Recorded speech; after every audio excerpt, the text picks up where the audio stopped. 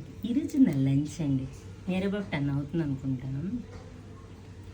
కొబ్బరి, దానిమ్మ, వేరుశనగ పలుకులు. వేరుశనగ పలుకులాట జీడిపప్పు మీద చాలా పౌష్టిక గుణాలు ఉన్న ఒక ఆహారం అంట. అయితే ఇప్పుడు ఏం చేస్తున్నామంటే మూసాణంకి, వరమక్క దానికి అంటే మా మేనత్తలు మూసాణాలకి ఇచ్చిన వాయనం ప్రసాదం అనమాట. అదేంటి వాయనం తీసుకున్నావు, భోజనం చేయకుండా వెళ్ళిపోతావా అన్నారు. భోజనం అక్కడ ప్రిపేర్ చేసినప్పుడు దానికి మొక్కుకున్నా, తిన్నా, వారు తిన్నారు. ఈ ఒక్క కొబ్బరి కూడా ప్రసాదమే కదా, ఆ పళ్ళు అన్నీ ప్రసాదమే కదా. మరి ఈ ఒక్క దానిమ్మ గింజలు, ఇది ఇంకోటి ఈ బత్తాయి తిందామని అనుకుంటున్నా. మార్గశిరలక్ష్వరం మొక్కింది.